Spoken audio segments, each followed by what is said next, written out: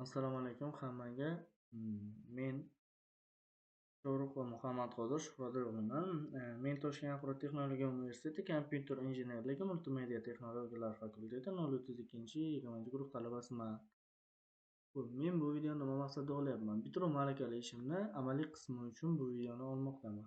Bitiruv malakali ishimning mavzusi uchli texnologiyalardan foydalangan holda o'simliklar haqida ma'lumot beruvchi kontent yaratish. Men buni uchli texnologiyasini o'sha ma'lumot berish uchun Blender dasturidan foydalandim. Blender shunaqa dasturki, u afzalliklari shundaki, tekin va o'rganish oson. Men o'zim bir hafta davomida, 10 kun davomida o'rgandim va shu ishlarni qildim. Albatta, endi ChatGPT va boshqa internet ma'lumotlaridan foydalangan holda bu narsani bajardim. Yer qismini o'zim tayyorladim. Kub shaklida bo'lgan kubdan foydalanib, shakl berib, nuqtalarni ko'paytirib, shakl berib, yer qismini, mana bu qismini o'zim tayyorladim. Mana bu yer qismini o'zim tayyorladim. Mana bu tepadagi yer sifatida hisoblangan joyni buni alohida nodlardan foydalanib, nastroyka qilgan holda va rang berib bajardim. Ishimni bir boshdan videoga olmoqchi edim, lekin uncha yaxshi bilmaganim sababli buni 10 kun davomida bajarganman. 10 kunlik video qilishning iloji yo'qligi sababli ishni bajarib bo'lgach, video sifatida ko'rsatib beryapman. Xo'p, biz nima ishlar bajardik? Men o'zim uchun ramashka gulini olganman. Ramashka guli shunaqa gulki, u dorivor o'simlik ham fotosintez jarayonini tez amalga oshiradi va toza havo har bitta daraxt beradiganda yo o'simlik beradiganda toza havo ajratib beradi, lekin bu o'sha ishni tezroq bajaradi. Ko'p joylarda qo'llaniladi. Buni ta'kidlarini hozir bir boshdan aytib beraman. Bir boshdan aytib berishni boshlaymiz. Ramashka guli ko'p yillik o'simlik hisoblanadi. U o'sish balandligi 30 santimetrdan 90 santimetrgacha o'sishi mumkin. Ya'ni nima? 30 santimetrdan to 90 santimetr balandlikgacha bo'lishi mumkin ramashka gulimiz. Undan oshib ketmaydi yoki pastroq bo'lishi mumkin emas. Endi o'zib tashlasa mumkin. Xo'sh, ramashka yana dorivor o'simlik deb aytdik. Buni sababi O'zbekiston xalq tabobatida ham ishlatiladi. Uni choy qilib damlash keng tarqalgan. Bu asabga foydasi bor, chunki asabni tinchlantiruvchi dori hisoblanadi. Buni yana boshqa foydali tomonlari ham bor. Bu oshqozon shamollash va uyqusizlik, asabiyliklar keng qo'llaniladi. Demak, oshqozon og'risa yo shamollasak yoki uyqusizlikka uchrasak, ramashka gulimiz bizga foyda berar ekan. Xalq tabobatida ko'p qo'llanadi dedik. O'tkir shamollashida nafas yo'llarini oldini olish uchun ham ishlatar ekanmiz. Demak, shamollagan holatda ramashkani choy qilib ichgan paytimizda, tomoq yo'llari yalliqlangan paytda ichsa agar foydasi bor ekan. Bu endi yana bir fakt sifatida aytib o'taman. Yevropa va Osiyoda keng tarqalgan. Keyinchalik Shimoliy Amerikada ham tabiiylashgan. Margantis guli o'zining soddalik va poklik va beg'uborlik ramzi sifatida ko'p adabiyot va san'at asarlarida tilga olingan. Ular ko'pincha sodiqlik yoki toza muhabbat timsoli sifatida gulchambar va bezaklar sifatida o'rnatilar ekan. Keyin yana ba'zi joylarda ko'rishimiz mumkin, yo'llarni chetida va boshqa ko'rinib turadigan joylarda ramashka guli ekilgan. Xo'sh, ramashkani birinchi ko'rsatib o'taylik.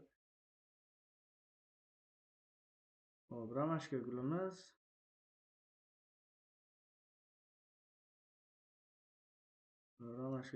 mana bu gul hisoblanadi. Ramashkani fotosintez jarayonini aytib beraman sizlarga. Fotosintez qanday hosil bo'ladi? Ramashka bu yoqdan quyosh nuri tushadi. Misol quyosh nuri tushadi. Hozir boshqa bir alohida qilib ish qilib taxlab ko'rsatganman. Xo'p, mana bu yoqda ramashkamizga Quyosh nuri tushmoqda. Quyosh nuri tushmoqda.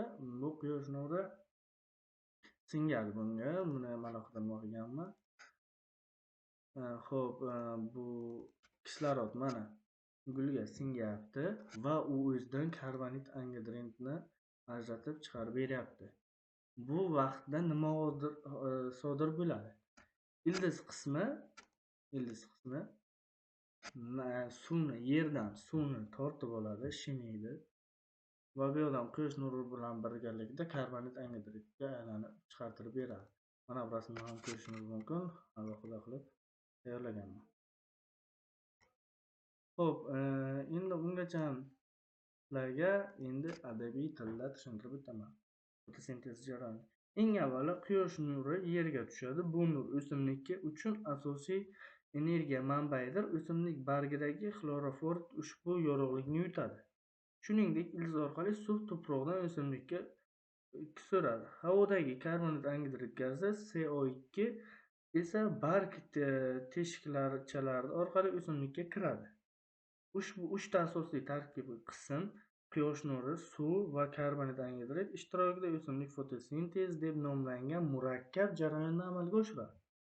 Bu jarayon natijasida o'simlik glyukoza, C6H12O6 deb ataluvchi shirin modda va kislorodni ishlab chiqaradi. Fotosintez tenglamasi shunday ko'rinishga ega. 6CO2 plus 6H2O plus yorug'lik teng bo'ladi C6H12O6 plus 6O2 ga. Bu kimyoviy formulasi. Ajralib chiqqan kislorod biz odam va hayvonlar uchun zarur bo'lgan nafas olish gazi hisoblanadi. Demak, har bir o'simlik bizning hayotimizga qo'llab-quvvatlovchi tirik fabrika vazifasini bajaradi. Shuning uchun ham fotosintez hayot manbai deb ataladi. Xo'p, demak biz uchun oddiy bir gul yoki daraxt yoki o'simlik shuncha ishni bajarib berar ekan. Bu videodan nima maqsadda? Asosiy maqsadim bu videoni olish bilan maqsadim gullar, o'simlik, daraxtlar biz uchun shuncha foydali ish qilyapti va ularni biz asrashimiz kerak. Ba'zi joylarda yo boshqa joylarda ko'p ko'rinyapti, kuzatilgan daraxtlar yoki o'simliklar sababsiz kesib yoki qirqib tashlanmoqda. Bu nafaqat gullarni, o'simliklarni o'zi uchun zarar, ya'ni o'zimiz uchun ham zarar. Har bitta qirqqan daraxtimiz bizni havomizni ifloslanishini sababi bo'lishi mumkin.